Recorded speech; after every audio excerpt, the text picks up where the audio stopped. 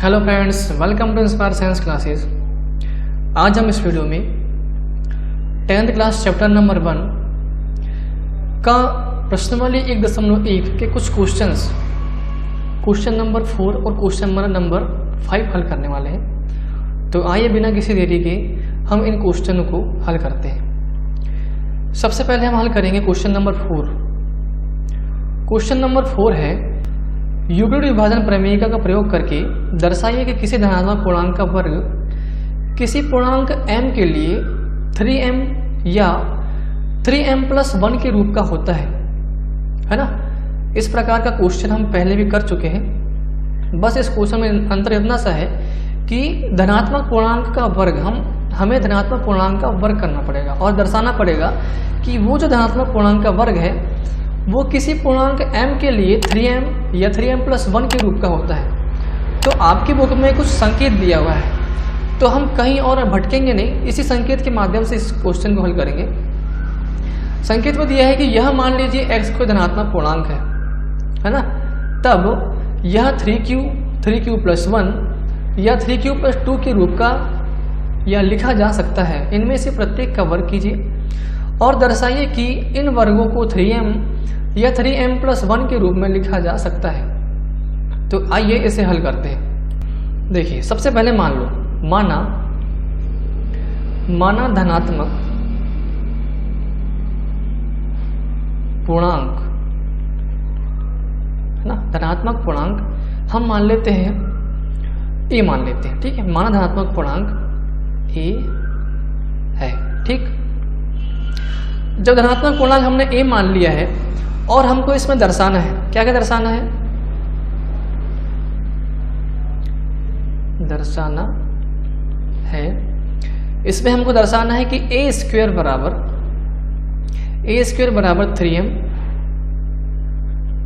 3m, ठीक है, या a² बराबर 3m+1, ठीक। ये दो चीजों को हमको दर्शाना है, ठीक है। सबसे पहले हम लगाएंगे इसमें यूक्लिड विभाजन एल्गोरिथम, ठीक है। यूक्लिड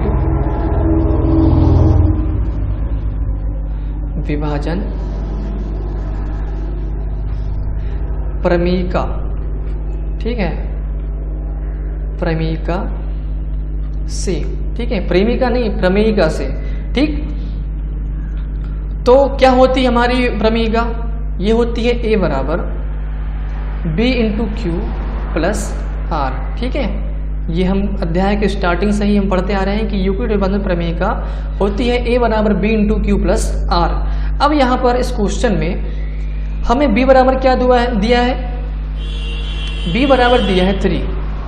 जब b बराबर 3 है तो b क्या है हमारे यहाँ पर? भाजक, ठीक है। b है हमारे पास भाजक। तब शेषफल r क्या होगा, है ना, शेषफल, या इसको हम कह सकते हैं संभावित शेषफल।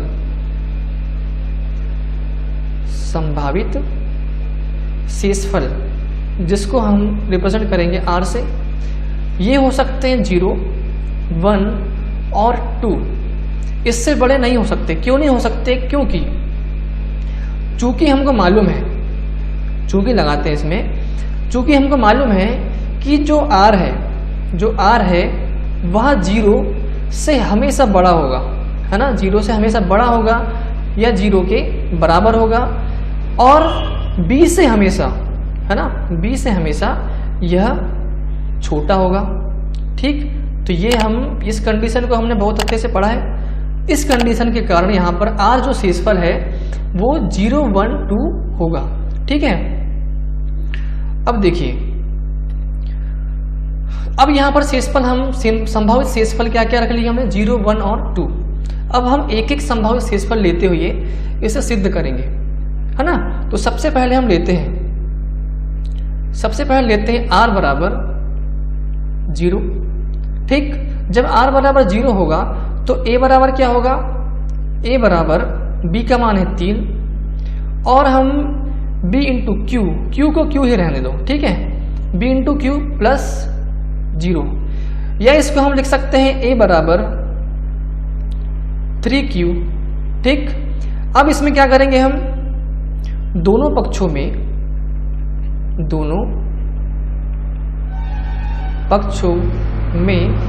वर्ग करने पर तो आइए इसमें वर्ग करते हैं। देखिए वर्ग करने पर क्या होगा, इस टाइप से हो जाएगा a का वर्ग बराबर 3 इंटू क्यू होल स्क्वायर, या 3q पूरे का वर्ग। ठीक, जैसे हमने वर्ग किया तो इसको हल भी करना पड़ेगा। तो a का वर्ग बराबर 3 का वर्ग हो जाएगा हमारे पास 3 का 9 और q का वर्ग। ठीक, इसको हम मान लेते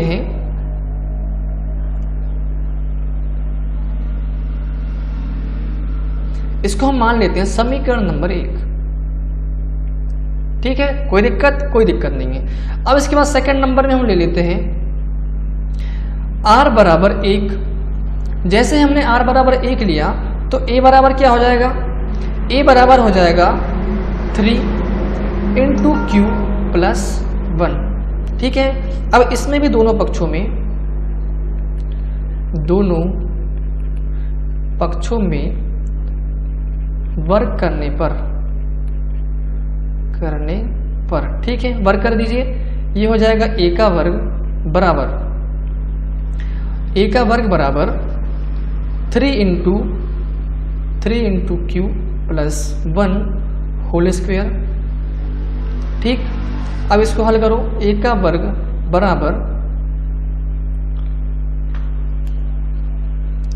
बराबर अब देखो यहाँ पर सूत्र लग जाएगा, चूंकि हमको पता है ना, क्या पता है, यहाँ पर लिख लेते हैं, चूंकि हमको पता है कि a धन b पूरे का वर्ग बराबर क्या होता है, ये होता है a का वर्ग धन 2ab धन b का वर्ग होता है।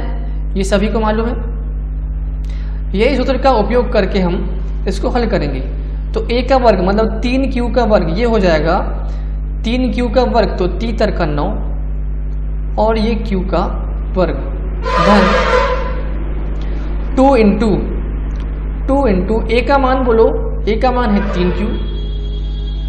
3q इंटू b का मान बोलो 1 है। ठीक, धन b का वर्ग मतलब यहाँ पर b का मान है 1, तो ये 1 का वर्ग मतलब 1 सिर्फ। ठीक है, अब इसको आगे हल करते हैं। a का वर्ग बराबर 9q स्क्वायर प्लस 3 दूनी 6। ठीक है, तो ये हो जाएगा 6q प्लस 1। ठीक है ना, 6q प्लस 1। ठीक, अब यहाँ पर a का वर्ग बराबर, यहाँ पर हम क्या काम करेंगे, 9q स्क्वायर प्लस 6q, ये जो है 9q स्क्वायर प्लस 6q में से हम कुछ कॉमन ले सकते हैं। क्या कॉमन ले सकते हैं, देखिए यहाँ पर कॉमन ले लेते हैं 3। ठीक, 3 कॉमन जैसे लिए तो यहाँ पर बचेगा 3 का 9 मतलब 3q का वर्ग धन 3 दूनी 6 मतलब 2। ठीक है, और q जैसा का वैसा प्लस 1। इसको दे दो समीकरण नंबर 2। ठीक, अब इसके बाद हम शेषफल, संभव शेषफल में क्या बचा हमारे पास, संभव शेषफल में हमारे पास बचा है ये वाला 2। तो ठीक है, इसको भी ले लेते हैं। r बराबर 2, जैसे ही r बराबर 2 लिए तो a बराबर क्या हो जाएगा, a बराबर हो जाएगा 3q प्लस 2, है ना। अब पुनः इसमें दोनों पक्षों में वर्ग करने पर, कर रहे हैं इसमें वर्ग कर दो, तो a का वर्ग बराबर ये हो जाएगा, फिर से यहाँ पर सूत्र लग जाएगा कि a धन b पूरे का वर्ग बराबर a का वर्ग धन 2ab प्लस b का वर्ग, तो लगा दो। तो यहाँ पर a का वर्ग हो जाएगा, तो ये हो जाएगा 3 का 9 मतलब 9q स्क्वायर प्लस, है ना, 2, a का मान 3q इंटू b का मान है 2 प्लस b का वर्ग मतलब 2 का वर्ग 4। ठीक है, तो ये a का वर्ग बराबर 9q स्क्वायर प्लस 3 दूना का 6 और 6 दूनी 12, तो ये हो जाएगा 12q प्लस 4। ठीक है, a का वर्ग बराबर, अब इसमें हम क्या कॉमन ले सकते हैं, पूरी में से कॉमन ले सकते हैं या पूरी में से कॉमन मत लो, सिर्फ 9q² प्लस 12q इसमें से कॉमन ले लो। कॉमन ले सकते हैं इसमें से 3, है ना, 3 कॉमन लिए तो ये हो गया 3q का वर्ग धन 4q धन ये 4। ठीक है, इसको दे दो समीकरण नंबर 3। ठीक, अब देखो जितने भी हमने समीकरण लिए, समीकरण नंबर 1, समीकरण नंबर 2, समीकरण नंबर 3। सबसे पहले समीकरण नंबर 1 में देखो, ये है a का वर्ग बराबर 9q²। इसको हम लिख सकते थे, एक स्टेप यहाँ पर हमने शायद खा गए। a का वर्ग बराबर यहाँ से 3 कॉमन ले लें तो ये बन सकता है 3q²। ठीक, तो ये जो 3 × 3q² है इसको हम लिख सकते हैं a का वर्ग बराबर 3, और यहाँ पर जो कोष्टक में 3q² है उसको हम लिख सकते हैं m, है ना, m लिख सकते हैं। क्यों लिख सकते हैं, क्योंकि m एक धनात्मक पूर्णांक है और यहाँ पर जो 3 × 3q² है वो 3q² एक किसी न किसी प्रकार का, चाहे छोटा कहो या बड़ा कहो, वो एक पूर्णांक है ना, तो उसकी जगह में हम m लिख सकते हैं। उसी प्रकार समीकरण नंबर 2 में, समीकरण नंबर 2 में a का वर्ग, है ना, a का वर्ग बराबर 3, कोष्टक में है 3q का वर्ग धन 2q धन 1। ठीक है, तो यहाँ पर जो कोष्टक में संख्या लिखी हुई है वो एक पूर्णांक है और हमने यहाँ पर धनात्मक पूर्णांक को किससे, क्वेश्चन में क्या बोला है m, तो हम उसको क्या लिख सकते हैं m, तो ये भी हो जाएगा a का वर्ग बराबर 3m + 1।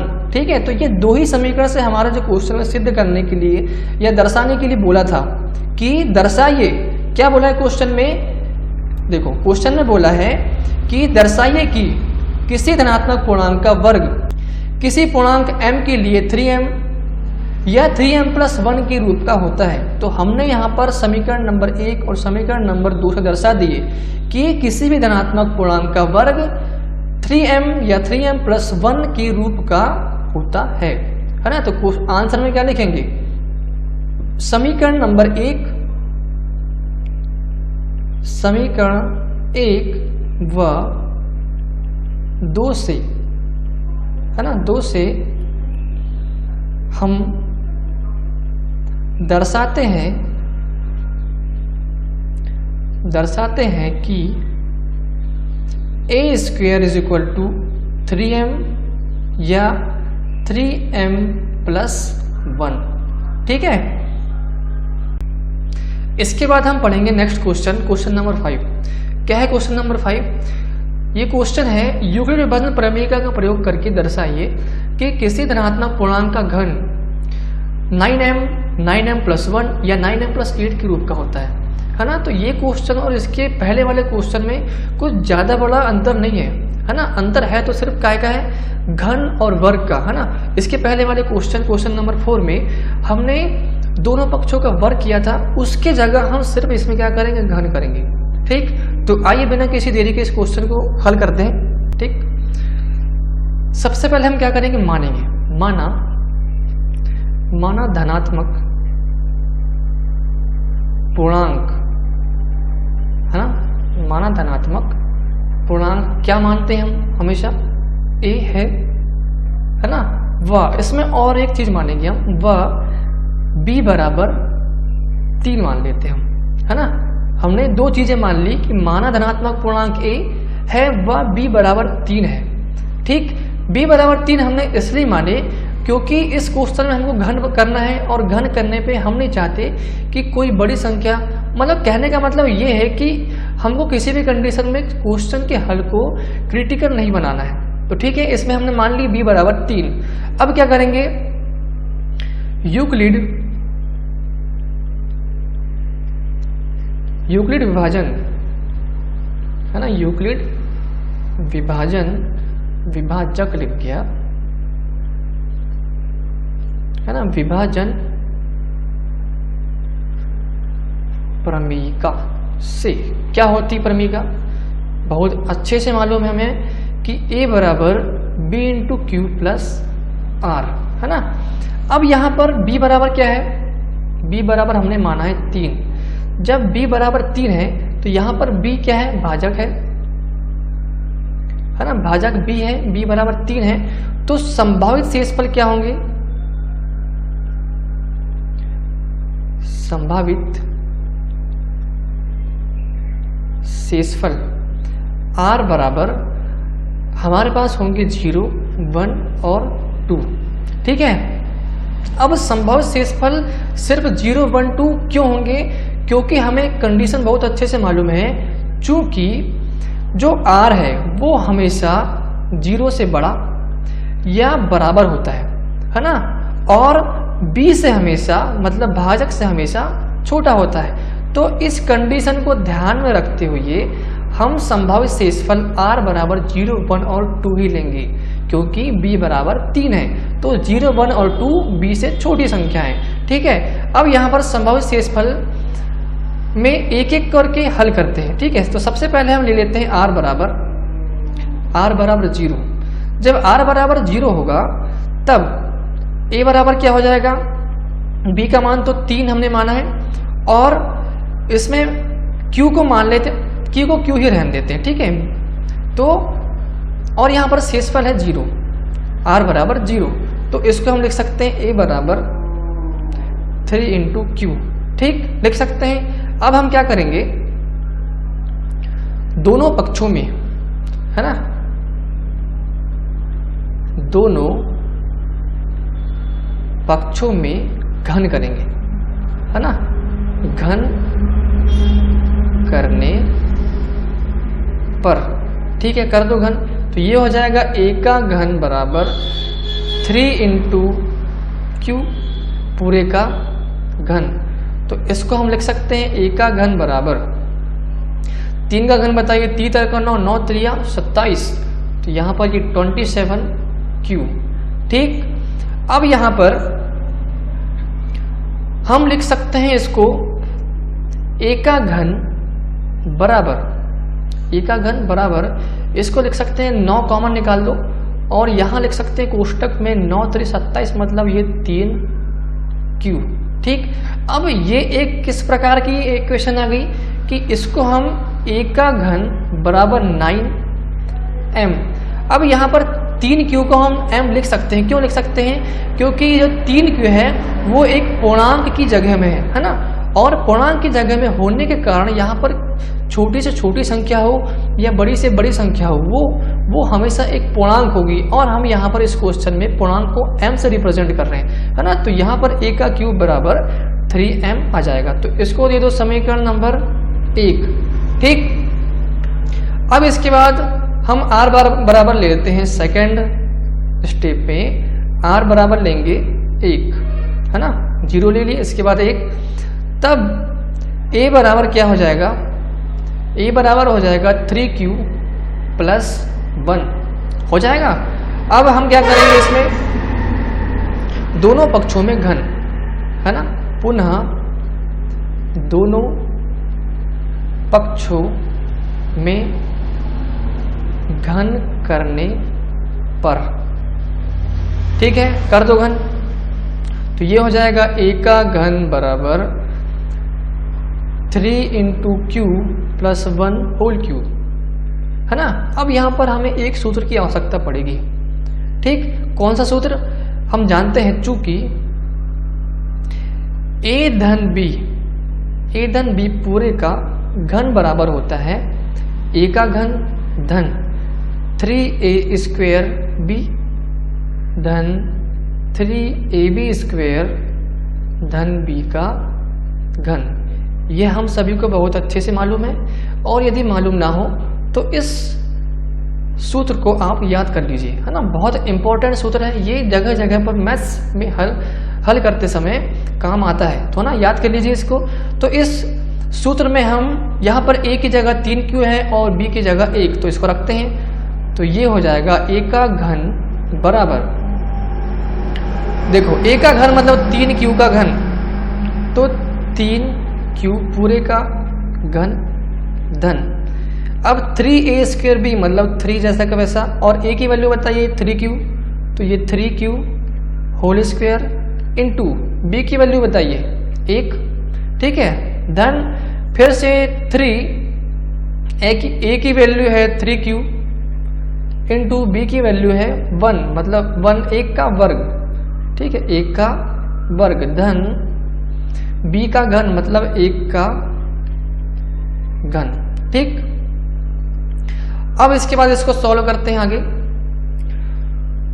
ये हो जाएगा a का घन बराबर 3 तर का 9, 9 3 27, तो ये हो जाएगा 27q का घन धन 3 तर का 9, है ना, तो 9 3 27, ये भी हो जाएगा 27q का वर्ग धन 3 तर का 9, मतलब ये हो जाएगा 9q प्लस 1 का घन 1 ही होता है, ठीक। अब इसके बाद a का घन बराबर, अब यहां पर हम क्या काम करेंगे, देखो 27q का घन धन 27q का वर्ग धन 9q, इनमें से हम कुछ कॉमन निकाल सकते हैं, तो इसमें से कॉमन निकालते हैं हम 9। जब 9 कॉमन निकला तो यहां बचेगा 9 3 27, मतलब ये बचेगा 3q का घन धन 9 3 27, मतलब यहाँ पर 3q का वर्ग बचेगा, धन यहाँ पर बचेगा ओनली q, है ना, और ये धन 1 बाहर, ठीक। अब a का घन बराबर 9। अब जो कोष्टक में जो संख्या लिखी हुई है 3q का वर्ग धन 3q का घन धन 3q का वर्ग धन q, ये एक पूर्णांक की जगह में लिखी हुई है, इसलिए हम इसको क्या मान लेंगे m, और ये प्लस 1, ठीक है। अब इसके बाद शेषफल हमारे पास जो संभव शेषफल था वो क्या बचता है,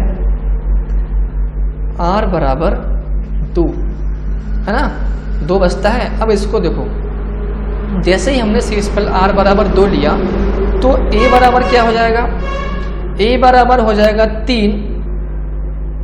3q प्लस 2। इसके बाद दोनों पक्षों में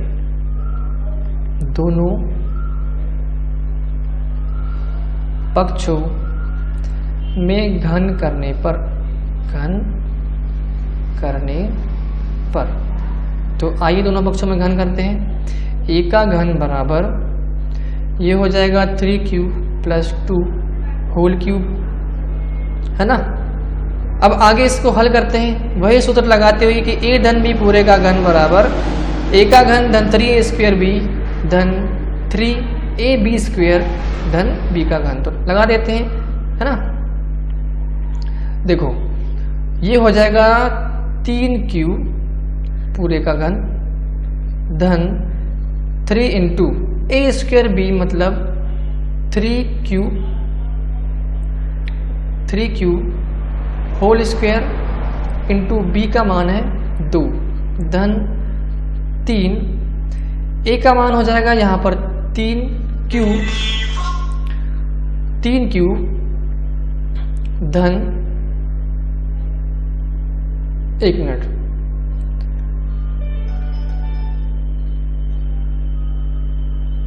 3q और b का मान है 2, तो ये हो जाएगा 2 का घन, 2 का वर्ग धन, और b की वैल्यू यहाँ पर 2, तो ये हो जाएगा 2 का घन, ठीक है। इसको सॉल्व करते हैं। a का घन बराबर 3 तर का 9, 9 3 27, मतलब ये हो जाएगा 27q का घन धन ये हो जाएगा 3 तर का 9, 9 3 27 और 27 दूनी 54, है ना, 27 दूनी 54, तो ये 54q स्क्वायर प्लस ये हो जाएगा 2 दूनी 4, 4 तिया 12 और 12 तिया 36, तो ये 36q प्लस 2 का घन होता है 8, ठीक। अब इसको आगे देखते हैं। a का घन बराबर, अब देखिए यहाँ पर जो ये 3 जो है 27q का घन धन 54q का वर्ग धन 36q, इनमें से हम कुछ कॉमन ले सकते हैं, तो इसमें कॉमन ले लेते हैं 9। जैसे एक 9 कॉमन लिए तो यहाँ पर बचेगा 9 3 27, मतलब 3q का घन, धन 9 चौकी 36, 9 6 54, मतलब 6q स्क्वायर प्लस 9 चौकी 36 4q और ये प्लस 8। अब इसको क्या लिख सकते हैं, a का घन बराबर 9। अब जो कोष्टक में वो एक पूर्णांक की जगह में है ना, ये एक बड़ी संख्या है। इसके पहले जो स्टेप आई थी समीकरण नंबर 1 और 2 में, वो छोटी थी, ये बड़ी है, लेकिन है दोनों पूर्णांक की, है ना। तो इसलिए यहाँ पर ये 9m प्लस 8 हो जाएगा। ठीक है, इसको दे देते समीकरण नंबर 3, है ना। इसके पहले वाले को हमने समीकरण नंबर 2 नहीं दिया था, तो इसको समीकरण नंबर 2, और इसके बाद वाला जो है इसको दे देते हैं समीकरण नंबर 3। देखिए, अब समीकरण नंबर 1 और 1, 2 और 3 से स्पष्ट है, हम दर्शा सकते हैं कि जो क्वेश्चन में बोला है, क्या बोला है क्वेश्चन में, कि किसी धनात्मक पूर्णांक का घन 9m प्लस 1 या 9m प्लस 8 के रूप का होता है। That is proof. ठीक है, तो इस वीडियो में इतना ही। अगली वीडियो में हम प्रश्नावली 1.2 हल करने वाले हैं, तो नेक्स्ट वीडियो की तैयारी है। Thank you.